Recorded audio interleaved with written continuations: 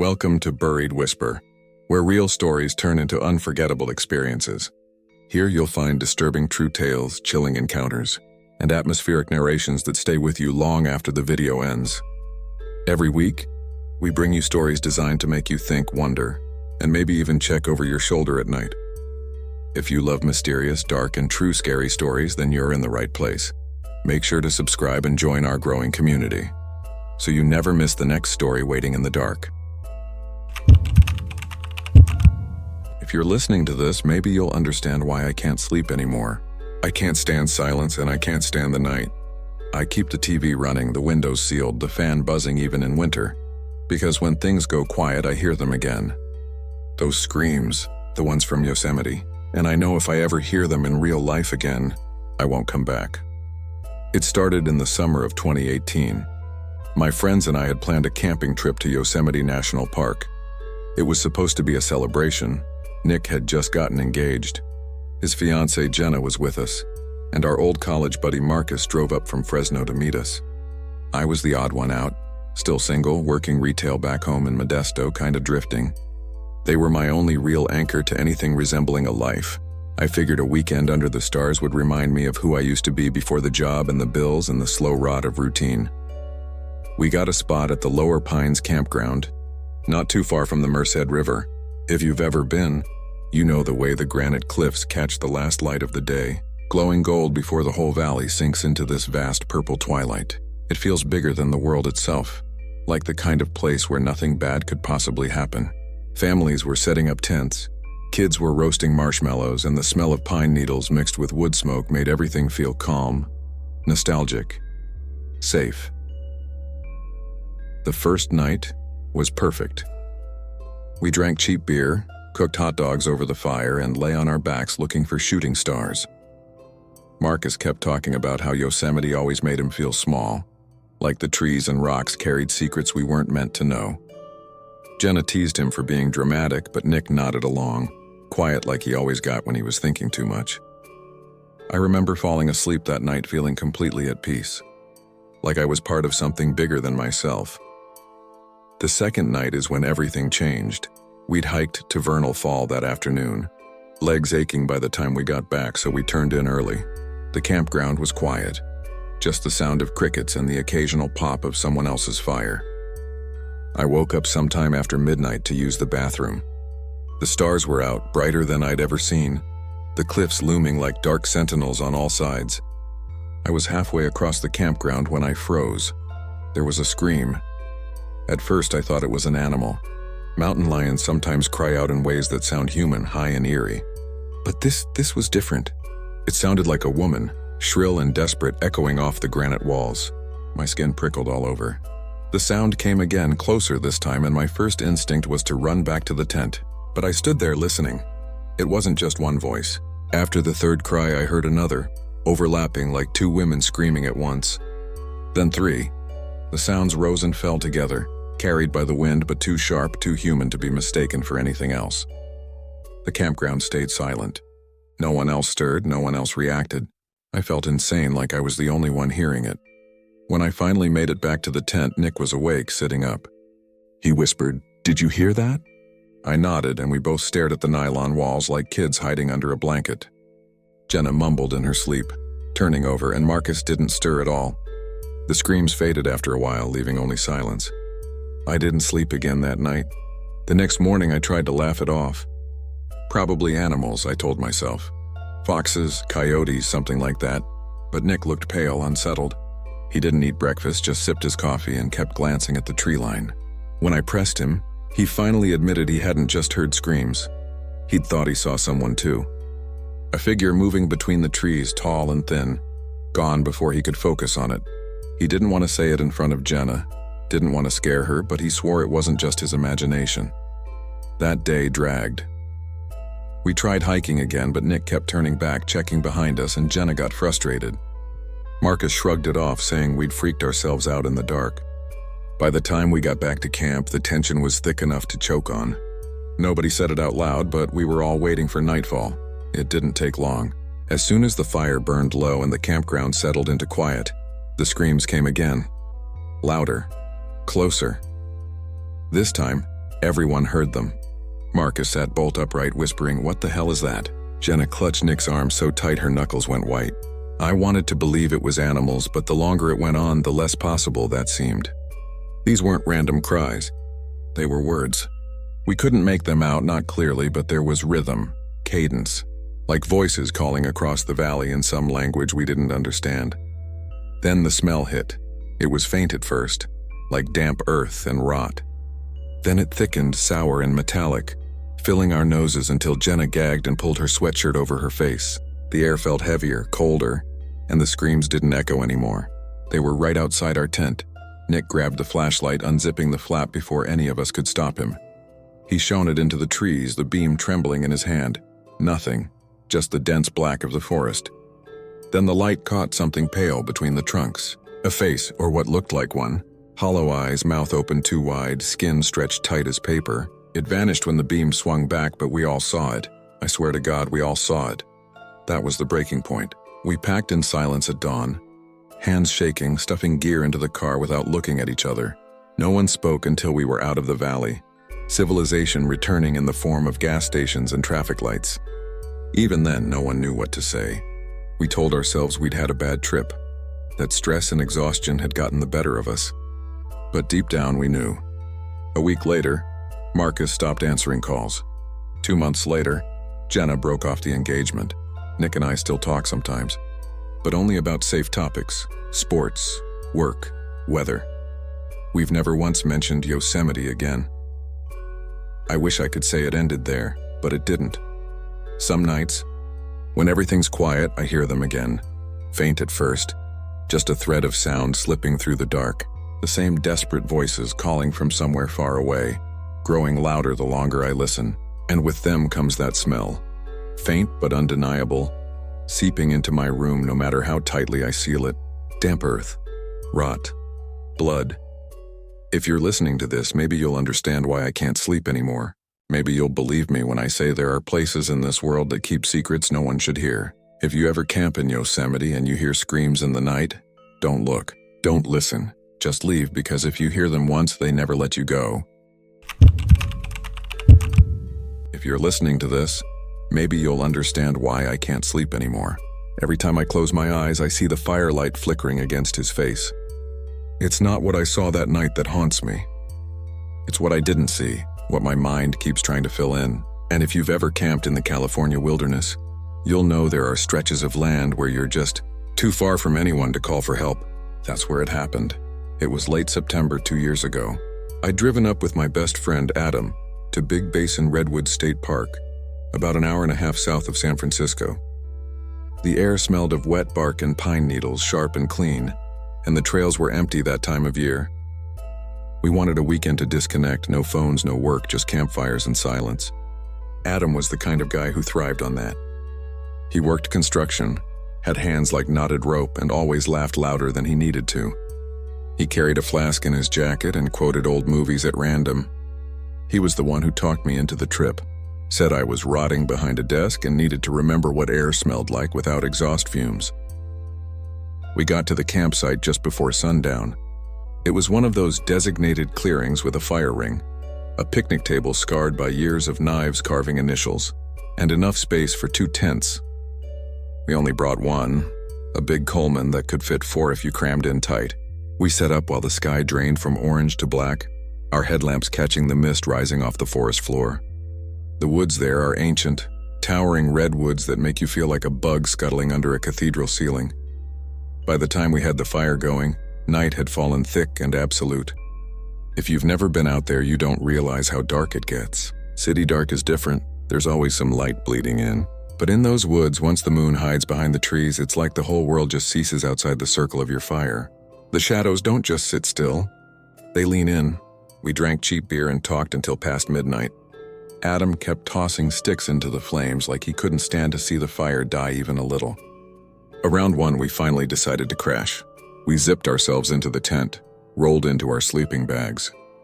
The nylon walls rattled with every gust of wind, and the forest creaked like it was alive. Sometime deep in the night, I woke up. At first, I thought it was just a dream, but then I realized something was wrong. The tent was half unzipped and Adam's sleeping bag was empty. I sat up fast, my heart banging. The cold air outside was seeping in, carrying that earthy smell of wet wood. I whispered his name, but the only answer was the trees shifting in the wind. I grabbed my flashlight and shoved my boots on, hands clumsy, fumbling. I stepped outside, the beam of light slicing through fog. The fire was almost dead, just a few glowing coals. No Adam, no footsteps I could make out in the soft dirt, just silence, vast and heavy, the kind of silence that makes your ears strain until they invent noises. I circled the clearing, calling low, not wanting to sound panicked. Nothing. I even checked the trail leading back toward the main road, but it was like he'd just dissolved into the night. Every story you've ever heard about people vanishing in national parks came rushing back to me. The kind of stories where the person steps 10 feet off the trail and is never seen again. I told myself he probably went to take a leak or got restless and walked around. But deep down I knew something wasn't right. He wasn't the kind of guy to wander without telling me. I waited by the fire for hours, feeding it scraps of wood so the dark wouldn't close in. The night stretched forever, the mist rolling low and swallowing everything beyond the glow. I swear more than once I saw shapes moving between the trees, too tall, too thin, sliding just outside the reach of the light. Every time I swung the flashlight, there was nothing but branches. Then just as the sky started to gray, I saw him. Adam was sitting on the log by the fire pit, hunched over, hands on his knees. No sound, no movement, just sitting like he'd been there all along. I swear to you, I almost dropped dead right there. Adam? My voice cracked. He turned his head slowly toward me, eyes glassy, face pale as if the night had drained him. He didn't answer, didn't even blink. I rushed to him, shaking his shoulder, and he just kept staring at me with this weird half-smile like he was remembering something funny from years ago. His clothes were damp, his boots caked with mud, but there was no sign of where he'd been. I got him back into the tent, tried to warm him up, but he barely spoke. Just muttered once, "It's bigger than the trees." Then he fell asleep. The next morning he acted like nothing had happened. Said he didn't remember leaving the tent, didn't remember sitting by the fire. He brushed it off, laughed it away, but his laugh sounded hollow. We cut the trip short, packed everything in silence. On the drive back, I kept glancing at him. His eyes looked different, like he was seeing something far beyond the road, something I couldn't. I didn't see him much after that. A month later, he quit his job, sold most of his stuff, and just disappeared. His sister told me he moved north, maybe Oregon. I've tried calling, emailing, but nothing sticks. It's like he's slipped out of the world. And here's the part I can't explain. Last week I went back. I don't know why. Maybe I thought I'd find some clue, some answer. I camped at the same spot, built a fire, zipped myself into that same damn tent. And sometime past midnight I woke up to find the tent unzipped. My sleeping bag was empty. I was still lying in it, but I swear to you, I saw myself sitting outside by the fire, my own shape, hunched over, hands on my knees, face pale in the flickering light. If you're listening to this, don't go there. Don't camp in Big Basin, don't sleep under those trees, because once you do, something else wakes up with you. And when it decides to sit by your fire, you won't ever really come back. If you're listening to this, maybe you'll understand why I can't sleep anymore. I'm not telling this for sympathy.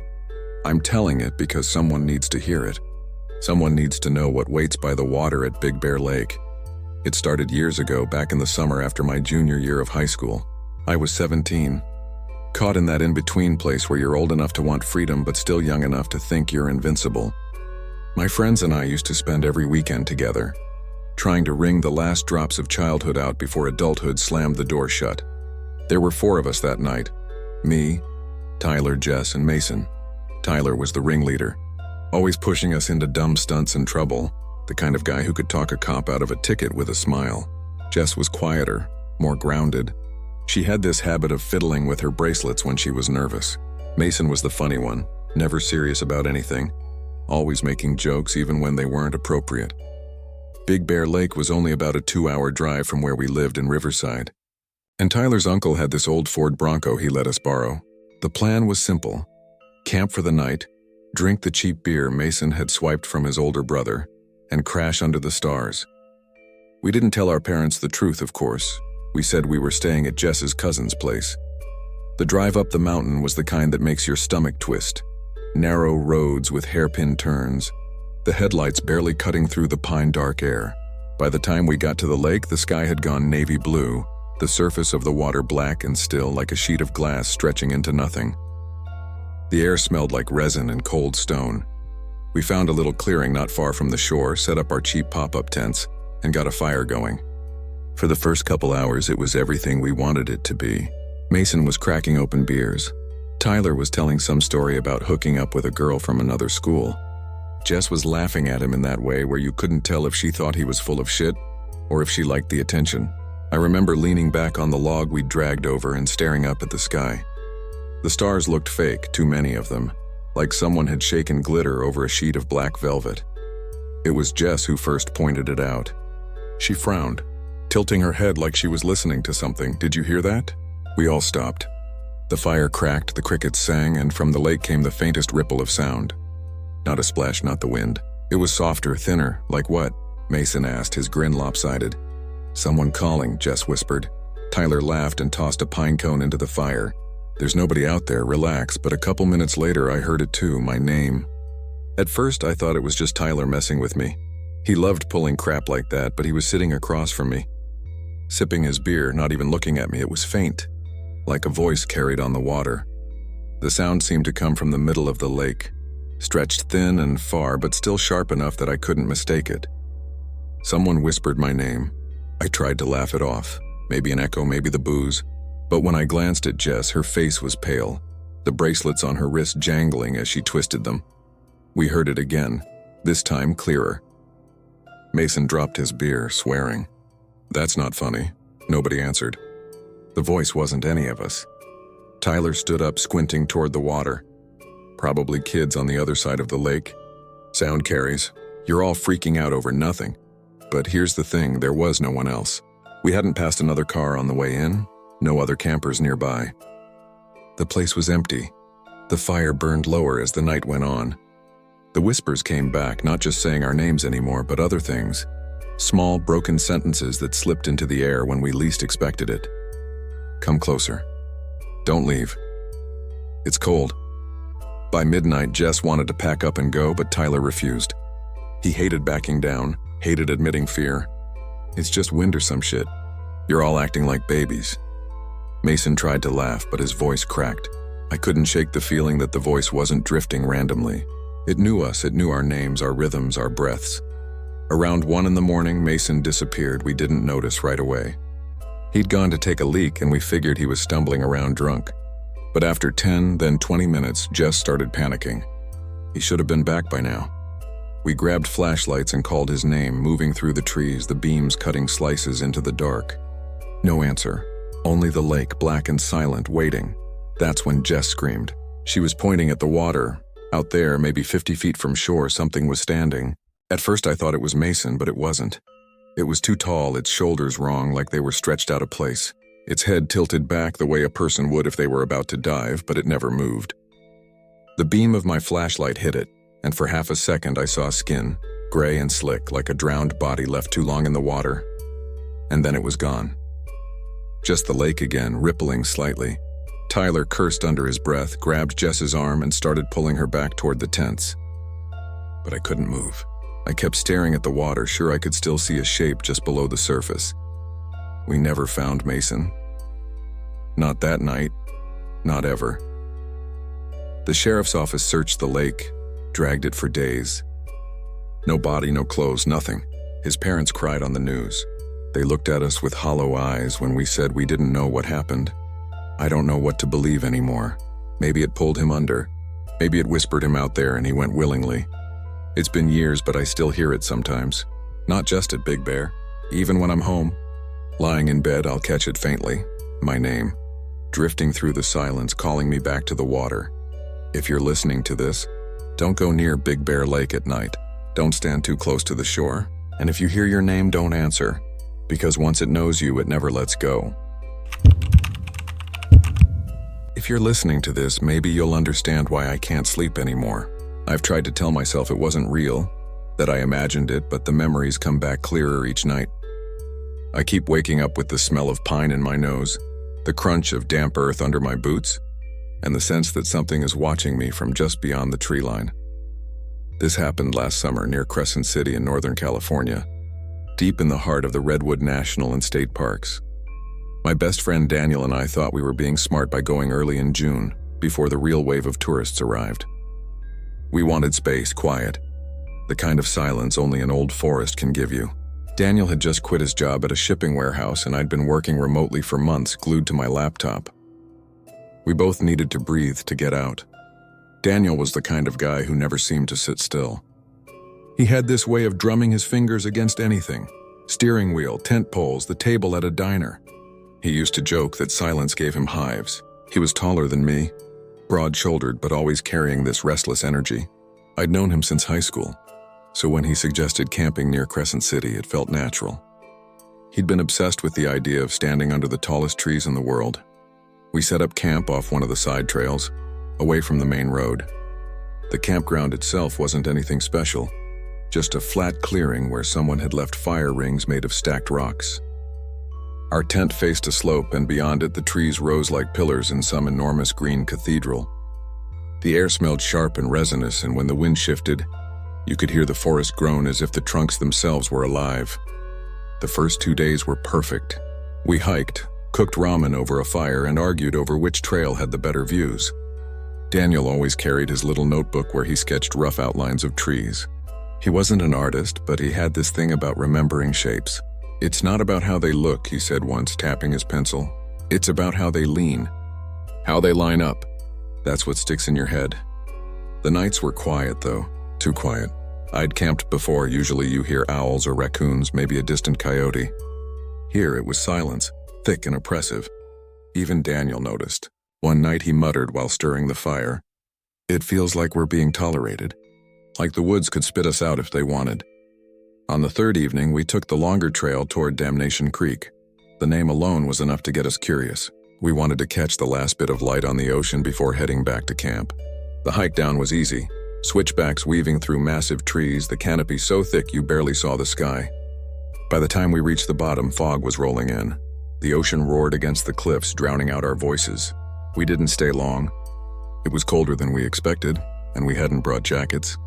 We turned back just as the light was bleeding out of the sky. That's when it started. At first, it was nothing more than a flicker in my peripheral vision, a dark vertical shape sliding between trees, vanishing when I swung my flashlight. I told myself it was shadows, tricks of the fog, but the feeling in my stomach said otherwise. Daniel noticed too. He stopped mid-step, lifted his head, and whispered, "Did you see that?" I didn't answer.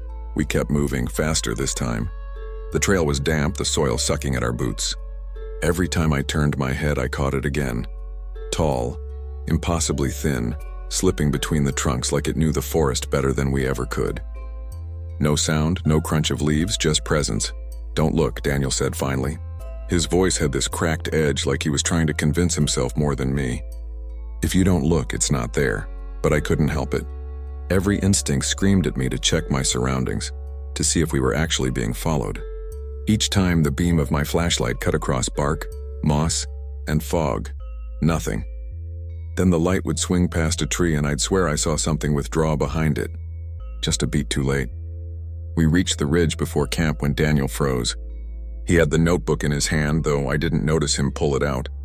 He scribbled something with shaking lines, muttering under his breath. I leaned over his shoulder and saw it. Tall black marks, thin as matchsticks, arranged in uneven rows. "That's how they lean," he said. His voice didn't sound like him anymore. I yanked the notebook away. "What the hell are you doing?" He didn't answer. His eyes were fixed past me into the trees. I turned, and that's when I saw it full on for the first time. It wasn't a shadow cast by my light. It was the absence of light itself, a vertical void between two redwoods, taller than either of us by several feet, narrow but stretching upward like smoke. There were no features, no face, but I felt its gaze sink into me, the way you feel heat on your skin before you see the fire. My arm went numb. The flashlight slipped from my hand and clattered against the dirt, beam rolling. The shadow bent, not like a man, but like a tree swaying in a storm. "Run," Daniel hissed. We bolted. The trail blurred underfoot, branches clawing at my jacket. I don't remember breathing. All I remember is the pounding rhythm of my boots and the sickening certainty that if I slowed, even for a second, it would catch me. We didn't stop until we burst into our clearing. The fire had burned down to embers. Daniel collapsed against a log, clutching his knees. I fell beside him, chest heaving. Neither of us spoke for a long time. When I finally looked at him, his hands were still stained with pencil graphite. The notebook was gone. I never saw him drop it. We left at dawn. We didn't pack properly, just shoved what we could into bags and left the rest. On the drive back through Crescent City, neither of us spoke a word. The silence clung to us like a second skin. That was 3 months ago. Daniel hasn't been the same. He stopped answering texts, doesn't pick up calls. A mutual friend told me he quit his new job after only a week. When I went by his apartment in Eureka, he wouldn't open the door. Through the thin wood, I heard the scratch of pencil on paper. Over and over, I don't camp anymore. I don't hike. Some nights I hear it outside my window, and not a knock, not a voice, just that same silence pressing in, heavier than the night air. And I swear the trees in the lot across the street have started to lean in strange directions, like they're bending toward me. I don't know if it followed us, or if it marked us, but I do know this. In the redwood forest, some shadows don't belong to trees, and if you ever feel one behind you, don't turn around. If you're listening to this, maybe you'll understand why I can't sleep anymore. I used to love the woods, the quiet of them, the way the world seemed to fold into itself when you stepped under the canopy and the hum of traffic faded behind you. But after what happened last summer outside Redding, California, I don't go near the tree line anymore. I can't. It started as a weekend trip. Just me, my cousin Ryan, and his girlfriend Sarah. We were all in our late 20s, restless and broke, so camping was our way of scratching the itch of adventure without emptying our bank accounts. Ryan had grown up in Shasta County, so he knew all the back roads around Whiskeytown Lake, places where you could park and hike in for a couple miles without seeing another soul. That morning had been ordinary in the best kind of way. Clear sky, the smell of dry pine needles, Ryan messing with the playlist in his truck, Sarah humming along in that quiet way she always did when she was nervous about something, but didn't want to say it out loud. We stopped in Redding for supplies, a bag of charcoal from Safeway, some hot dogs and buns, a 12-pack of Coors, and cheap bug spray that never worked. We parked off Muletown Road, near an old logging track. Ryan locked the truck and shouldered his pack, grinning like he always did when he felt like the guide. Sarah and I followed him up the narrow path that cut through oak and manzanita. It took maybe 40 minutes before we reached the ridge and spotted a clearing that already looked lived in. That's when everything tilted sideways. At first glance, it was the perfect campsite. Fire ring made of stones, gear spread out, a small tent half-zipped, and this is the part that still makes my stomach twist. 2 enamel mugs sitting on a flat rock beside the fire, each half full of coffee. The fire was still alive, glowing coals with a couple of sticks burning slow like someone had just stepped away. But there was no one there. Ryan gave this nervous laugh and called out, "Hey, anyone home?" His voice carried down the slope. Nothing answered except the dry buzz of cicadas.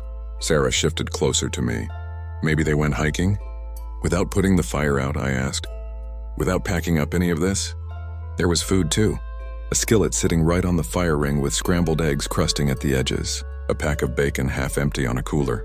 One of the sleeping bags inside the tent was unrolled, like someone had crawled out of it an hour ago. It felt wrong. Wrong in a way I couldn't name. The air was still, thick with the smell of wood smoke and grease, but it was the silence that hit hardest. When you're in the woods, you get used to the constant backdrop. Birds, insects, the creak of branches. Here it was muted, like the forest itself was holding its breath. Ryan tried again, louder this time. "Hello? We're just passing through." No answer. I told him we should turn back, but Ryan wasn't wired that way. He had the kind of curiosity that bordered on reckless. He poked around, opened the cooler, checked the tent. Feels like they just evaporated. Sarah kept looking over her shoulder like she expected someone to appear any second. We shouldn't touch anything. What if it's a crime scene? Ryan shrugged. Cops aren't coming out here unless someone reports it. Could just be some hikers who got lost.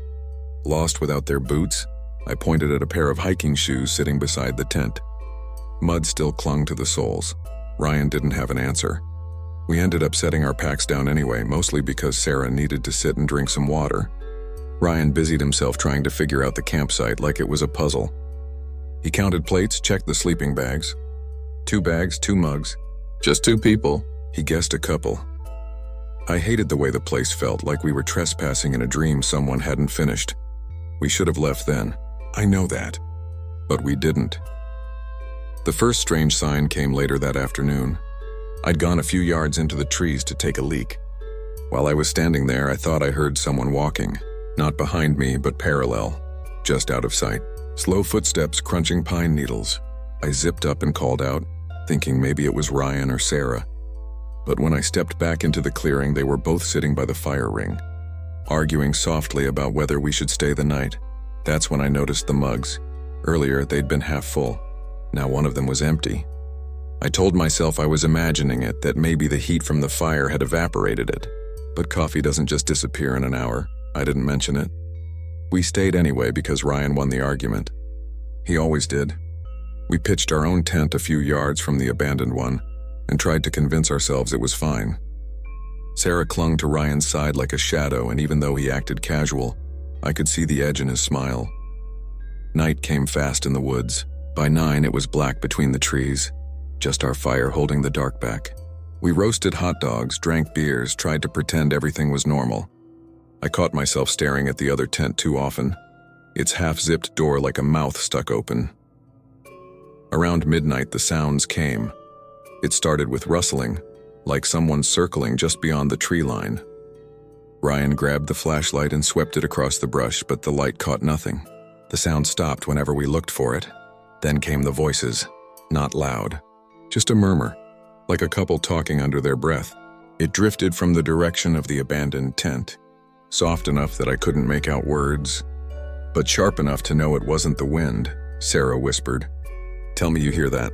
I nodded. Ryan stood, jaw tight, and aimed the flashlight at the empty tent. Nothing, just nylon glowing pale in the beam. But the voices kept going right until he stepped closer. Then silence. He turned back to us. "It's animals. Coyotes or something." "Coyotes don't whisper," I muttered. That night none of us really slept. Every time I closed my eyes, I heard something. Footsteps circling, breathing too close to the tent, the creak of fabric like someone brushing against it. At one point I swore I saw a shadow moving between the 2 tents, but when I blinked it was gone. By dawn, Sarah was in tears, begging Ryan to leave. He finally relented. We packed up in tense silence. But here's the part that keeps me awake.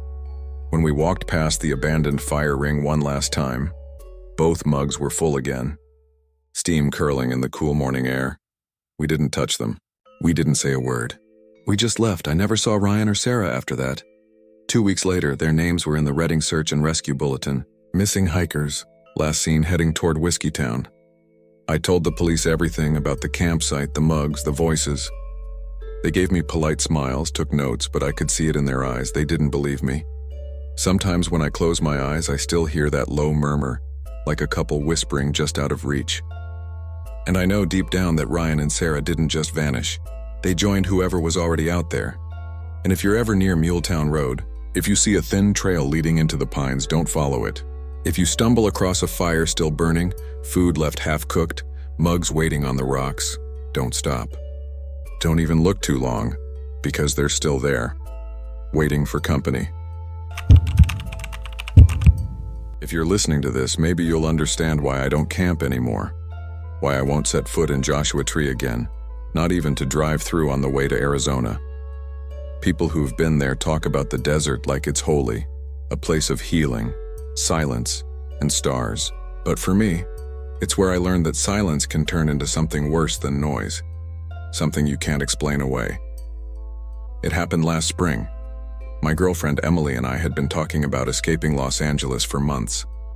The city was grinding us down.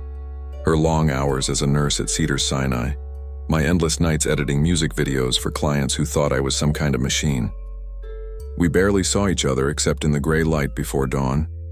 When she suggested a weekend camping trip somewhere quiet, just us in the desert, I agreed without hesitation. We borrowed her brother's old white Ford Econoline camper van, one of those conversions from the 90s that rattled like it might fall apart on the freeway. The thing smelled faintly of motor oil and cheap pine air freshener. Still, it had a mattress, a couple of cabinets, and enough space to throw in a cooler. She packed snacks and a bottle of red wine. I loaded my camera gear, telling myself I'd shoot some landscapes, maybe even start that photo project I'd been procrastinating. The drive took us through the inland empire, past boarded-up gas stations and sun-bleached signs for motels that had long since shut their doors. By the time we hit Yucca Valley, the sun was low, staining the desert gold and red. Joshua trees stood like twisted silhouettes against the fading light. There's something about them, half alive, half skeletal, that makes the desert feel less empty than it is, like someone is watching you from a distance, always just out of sight. We got to the Jumbo Rocks campground just as the sky deepened into indigo. Families were settling into tents, RVs glowed with battery-powered lanterns, and kids chased each other between the boulders. We found a spot tucked against a formation that looked like a stack of ancient bones. Emily laughed, saying it looked like a rib cage. I tried not to think about that as we backed in and shut off the engine. The first night was ordinary. We grilled hot dogs on a little propane stove, watched the sky erupt with stars, and shared the wine straight from the bottle. Out there, the Milky Way is so bright it feels like you could scoop it up with your hand. We lay on the van's roof, wrapped in a blanket until the chill drove us inside. I fell asleep to the sound of coyotes yipping somewhere in the distance, high-pitched and eerie but still natural. The second night is when things changed. We'd spent the day hiking Hidden Valley, weaving through the boulders until the soles of our sneakers were full of sand. By the time we got back, the campground had thinned. A couple in a silver Airstream packed up and left, and the family with the noisy kids drove off around dusk. That left only us and a single tent a few sites down, barely visible behind a cluster of rocks. The air was so still I could hear my own heartbeat when I lay back on the mattress. Sometime after midnight, I woke to knocking. At first, I thought it was inside my head, a dream bleeding into reality. But then I heard it again, 3 sharp raps, right against the van's side door. I sat up, holding my breath, straining to listen. The desert was silent except for Emily's slow breathing beside me. I whispered her name, shook her shoulder. She blinked awake, confused, until the knock came again. This time on the back doors. Louder. She clutched my arm. "Did you invite someone?" I shook my head. My throat was too dry to answer. I slid off the mattress and pulled the curtains back just an inch. The moon was high, washing everything in silver light. The gravel outside was empty. No movement, no shadows, just the pale sand and the hulking boulders standing like giants. Another knock, this time on the driver's side window. I jumped so hard my head hit the van ceiling. Emily muffled a scream, clapping her hand over her mouth. I yanked the curtain fully open. Nothing. No one was there. But that's when I saw the footprints. In the dust around the van, fresh prints circled us in messy loops. Bare feet. Dozens of them, pressed deep into the sand as if someone had been running circles around us for hours. My stomach twisted because I remembered there had been nothing there before we went to bed. Emily whispered, "We should leave. Right now." I wanted to agree, but my hands shook too hard to even find the keys. I kept telling myself it had to be a prank. Some stoner kids messing with us or that couple in the tent down the way. But when I looked again, I realized the tent was gone. Just an empty patch of ground where it had been earlier. The knocking started again. Faster now, pounding on all sides at once. Front, back, sides, roof. The whole van shook. Emily started sobbing, begging me to drive. I snapped out of my paralysis, jammed the key into the ignition, and the engine roared awake. Gravel sprayed as I floored it out of the campsite, headlights bouncing off rocks and trees. We didn't stop until we hit the highway, miles from the park entrance. I pulled into a dirt turnout, chest heaving, hands slick with sweat. Emily refused to get out of the van, refused to even look at the windows. She kept saying she'd seen someone in the side mirror, someone crouching low with long hair hanging over their face. But when I asked her again later, she swore she couldn't remember saying that. We drove straight back to LA in silence, the desert stretching endless and dark around us. Here's the part that keeps me up at night. When I washed the van the next morning, I found prints on the glass. Not handprints, not smudges, just the faint outline of a bare foot, pressed flat against the driver's side window, too high up for anyone to have reached without climbing onto the hood. Emily won't talk about that weekend anymore. We broke up a few months later, though I don't think it was just because of what happened. People drift apart. Still, when I see her name pop up on social media, I wonder if she's sleeping through the night.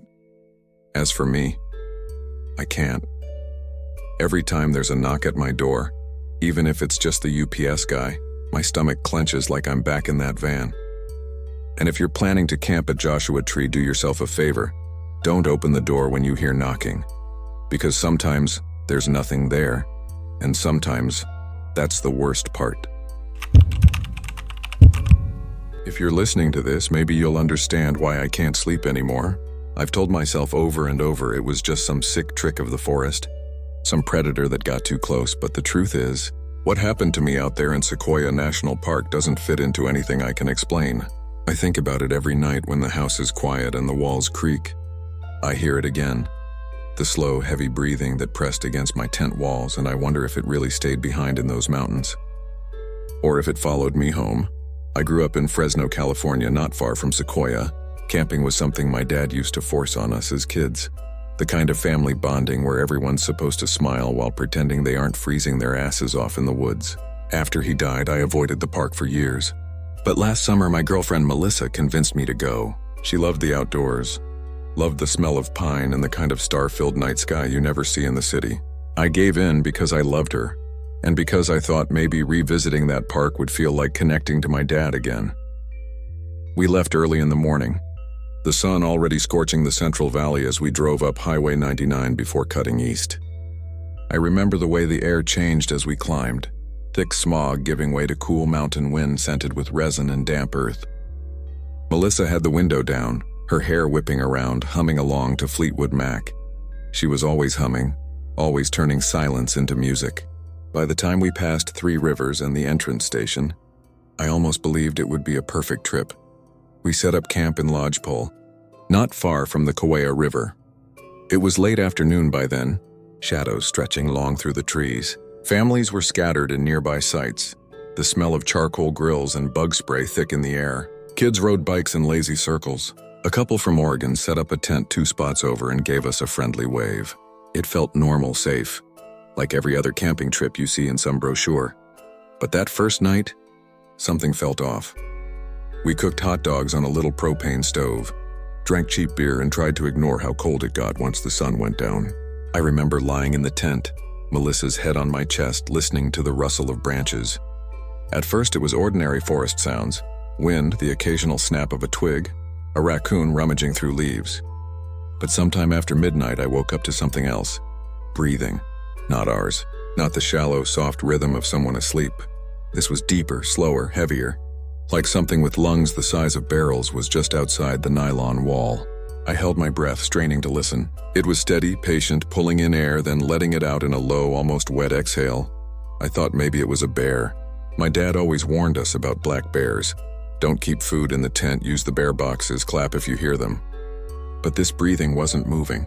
It wasn't pacing or sniffing or doing what animals do. It stayed in one spot as if leaning right up against us, waiting. Melissa stirred beside me.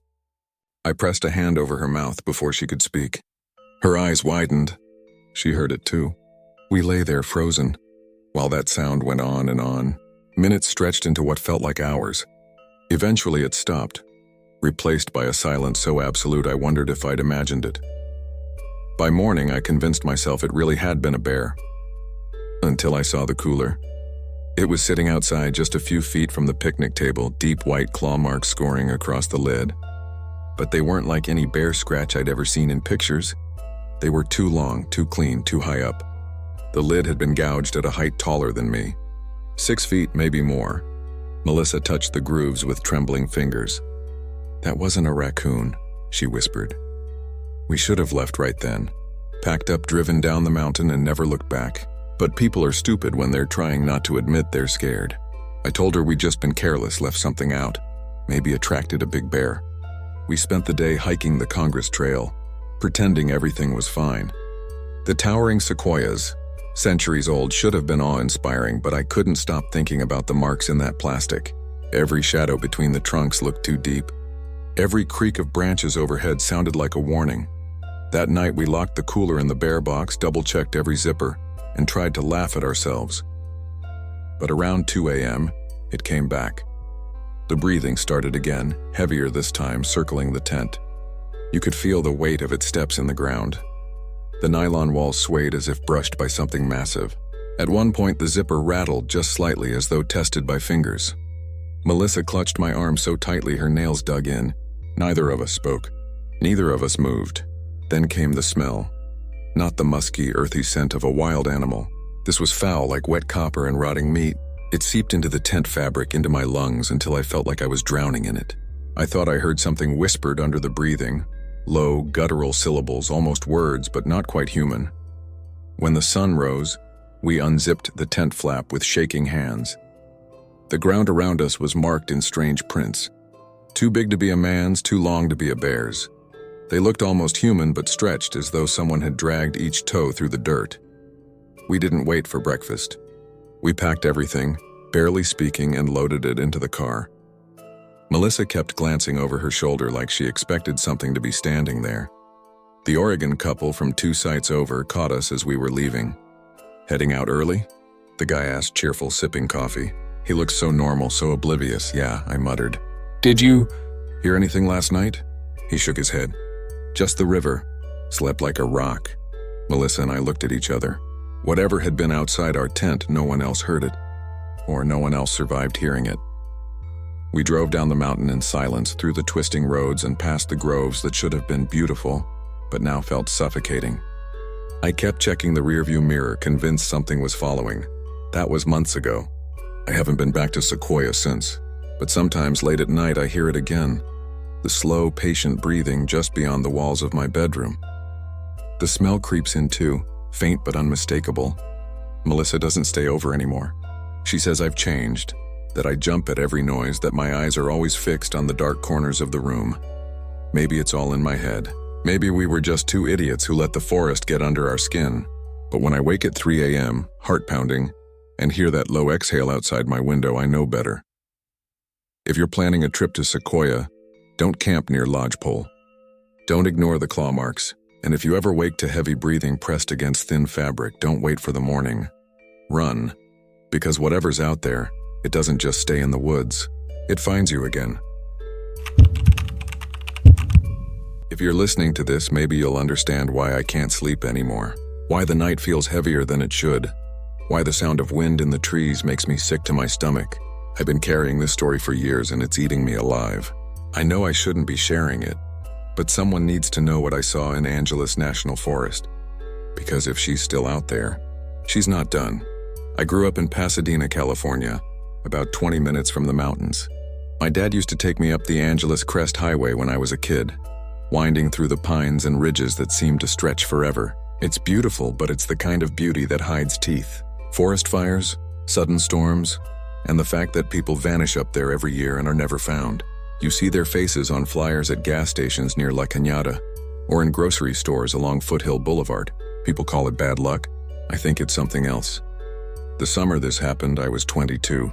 My friends Ryan and Marco had planned a weekend camping trip near Buckhorn Campground. Ryan was the planner, the one who brought laminated maps, a cooler full of craft beer, and always wore that stupid straw hat he bought at Venice Beach.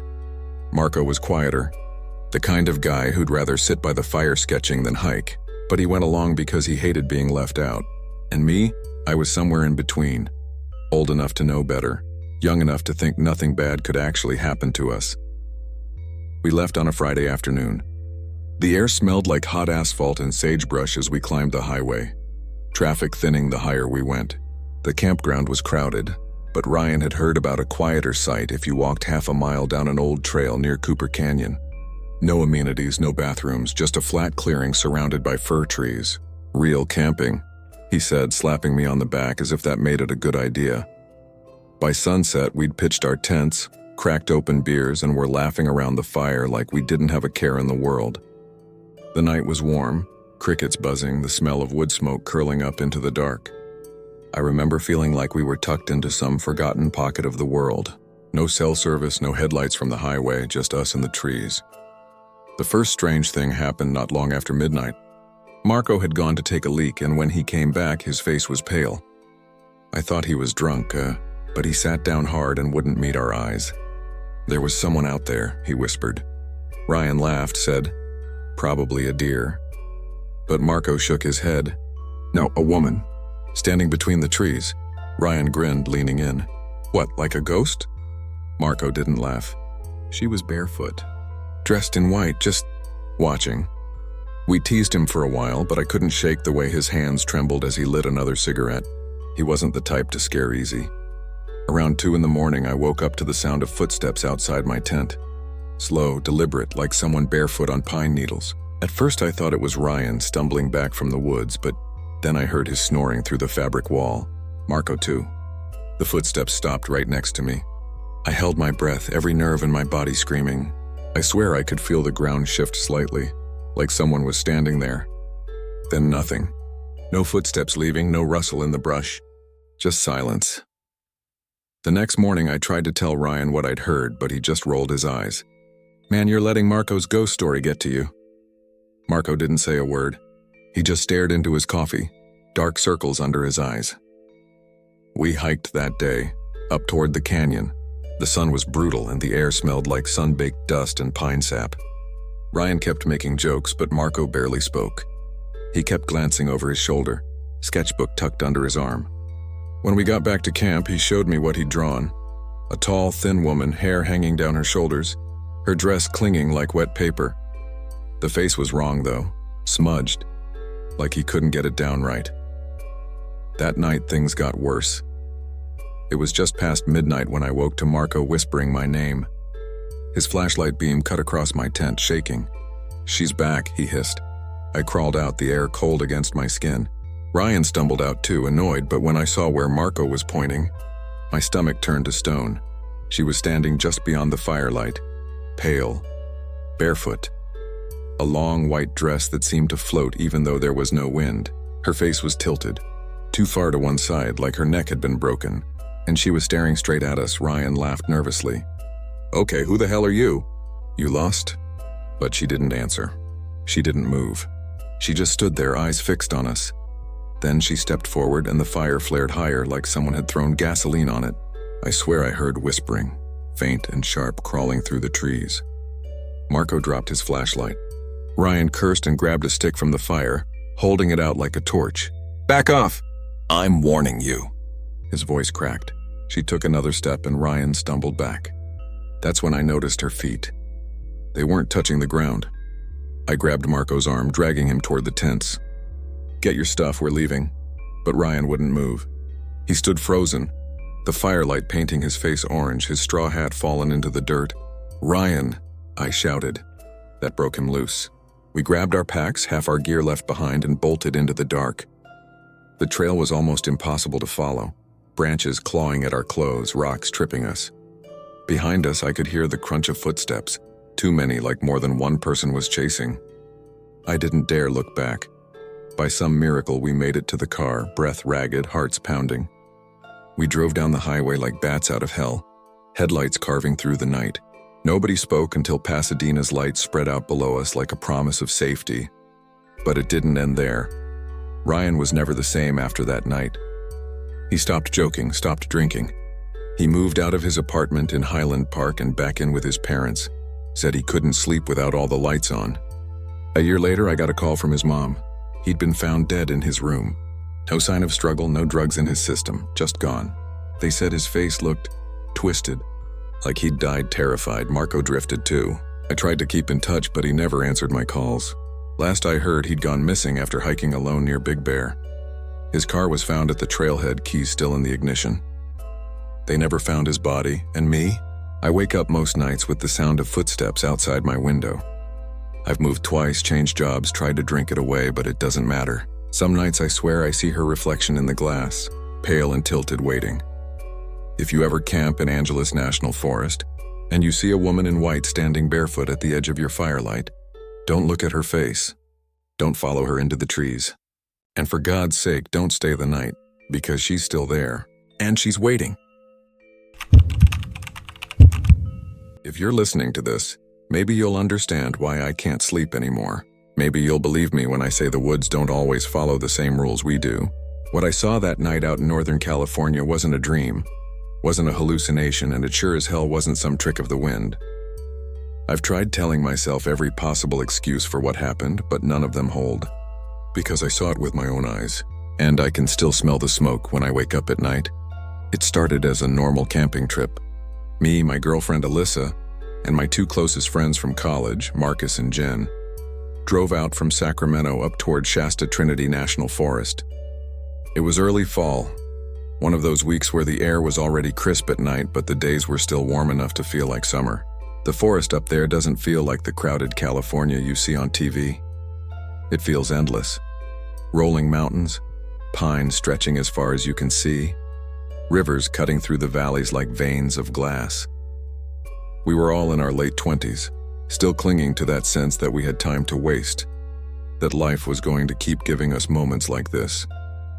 We set up camp off a side road near Castle Lake, a quiet spot Marcus had been to once before. He swore nobody ever went that deep in, and he was right. We didn't see another soul the whole day, just birds wheeling overhead, the smell of pine needles crushed under our boots, and the occasional snap of a branch somewhere deeper in the trees. Jen had brought her old Nikon and kept taking photos of everything, the sunlight dripping through the branches, Alyssa making coffee on the little propane stove, Marcus struggling with the tent poles.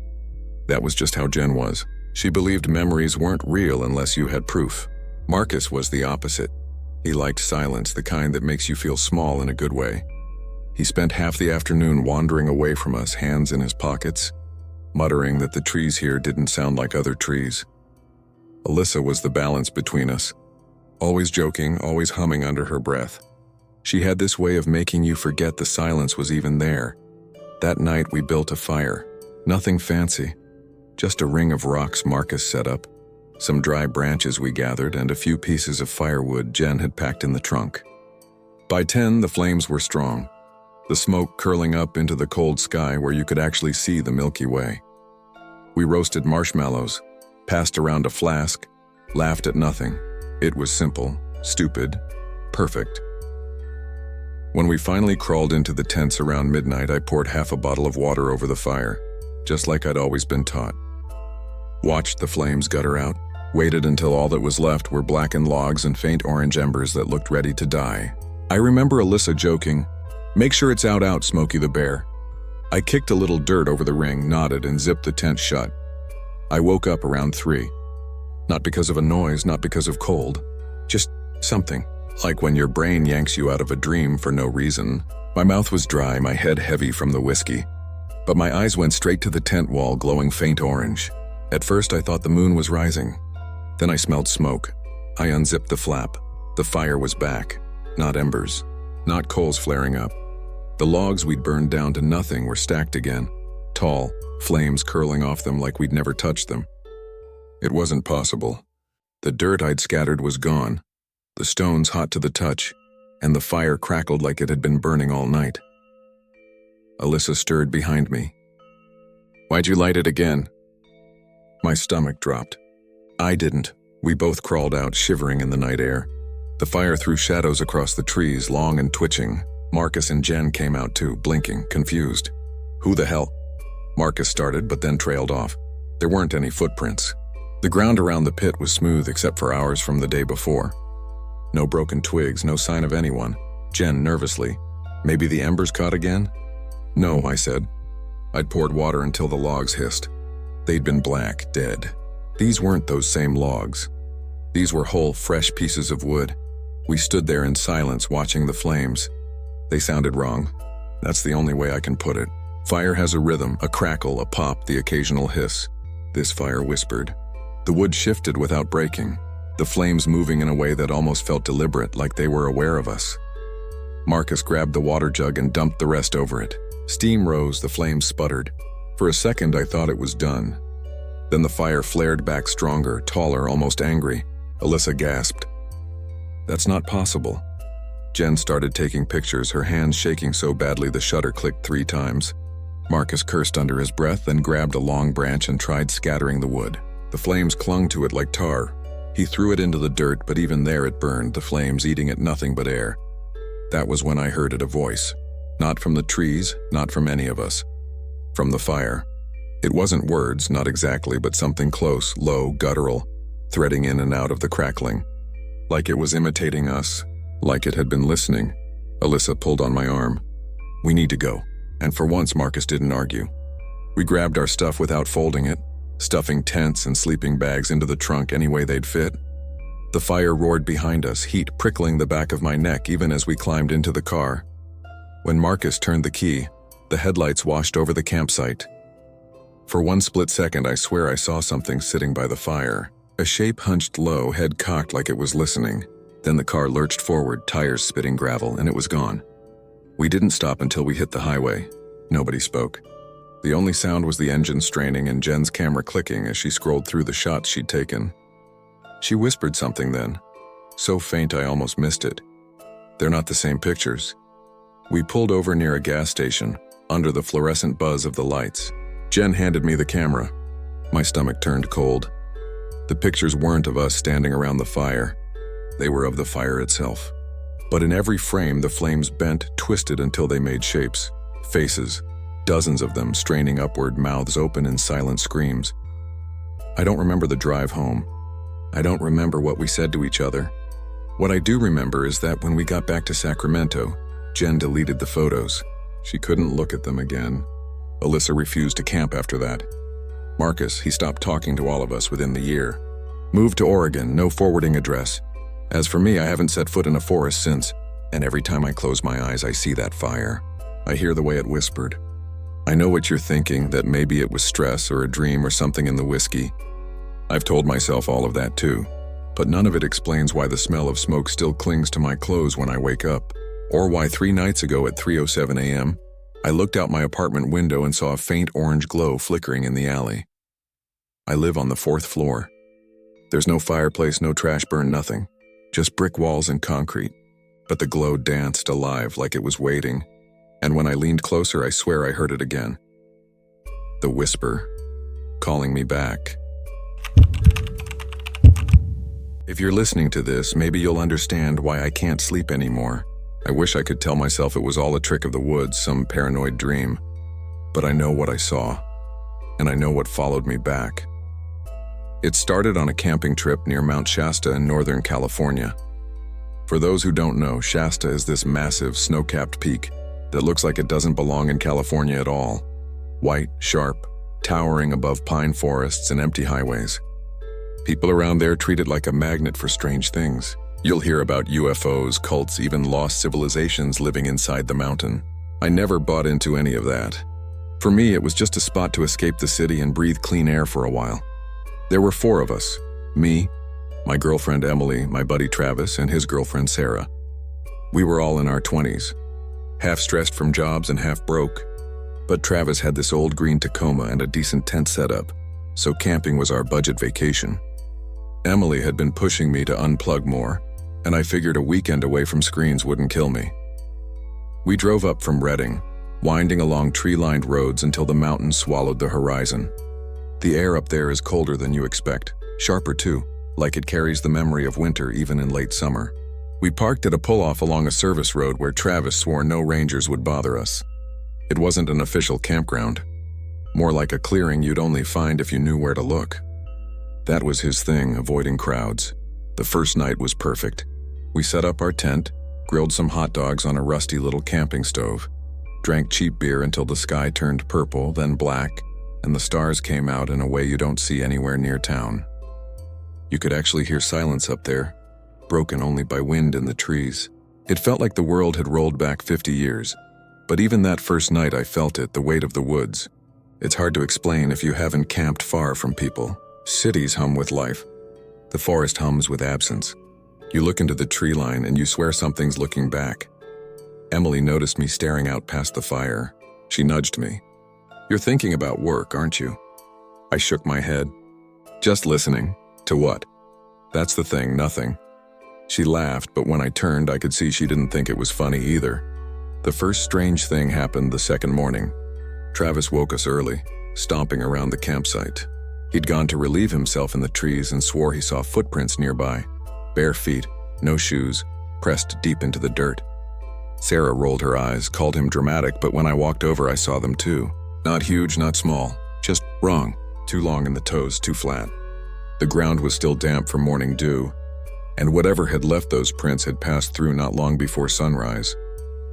We tried to brush it off. Maybe some hiker had wandered through barefoot. Maybe kids messing around. Still, Emily kept glancing over her shoulder the rest of the day. Every crack of a branch made her flinch. That night, sitting by the fire, the woods felt closer. I kept thinking I saw movement between the trees, a shift of shadow, pale skin catching moonlight. At one point, Sarah froze mid-sentence and whispered, "Did you hear that?" We all went quiet. For maybe 20 seconds, there was this rhythm in the dark. Not footsteps exactly, but something moving deliberately, circling. Then silence again. "Probably a deer," Travis said, louder than necessary. He tossed another log on the fire, sparks leaping into the air. No one argued, but nobody laughed it off either. I woke in the middle of the night to the sound of fabric moving. Not wind, not animals. A slow drag like a hand brushing against the tent wall. My body went cold. Emily stirred beside me, whispering my name. Neither of us dared to move until it stopped. The next morning was worse. When I unzipped the tent, the first thing I saw was a figure standing right outside, less than a foot from the door. Not a person, a doll, hand-carved from wood, maybe a foot tall with stick arms and a face etched crudely into the surface. Two hollow eyes, a mouth like a screaming "Oh." Emily gasped when she saw it. Travis stormed over, picked it up and hurled it into the trees. "Who the hell thinks this is funny?" He barked, spinning in a circle like someone might step out and laugh. Nobody did. The woods swallowed his voice, then gave nothing back. We packed up by noon. None of us wanted to admit it, but the trip was done. Sarah muttered prayers under her breath while we tore down the tent. Emily wouldn't let go of my hand. I kept scanning the trees, waiting for movement. Nothing came. On the drive back, the silence was heavier than the mountain air. No one cracked a beer. No one joked. Every time I glanced at the side mirror, I swore I saw something pale in the tree line, keeping pace with the truck. That night, back in Redding, I felt relief. Showers, electricity, traffic outside the window, it grounded me. But around 3 a.m., I woke again to the sound of fabric shifting. My blinds, I sat up, heart in my throat. There, on the windowsill, stood the same wooden figure Travis had thrown into the forest. I don't know how it got there. I don't know if it ever left.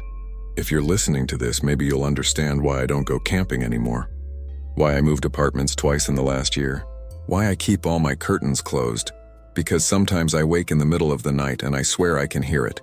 Tiny wooden feet on the floorboards, inching closer.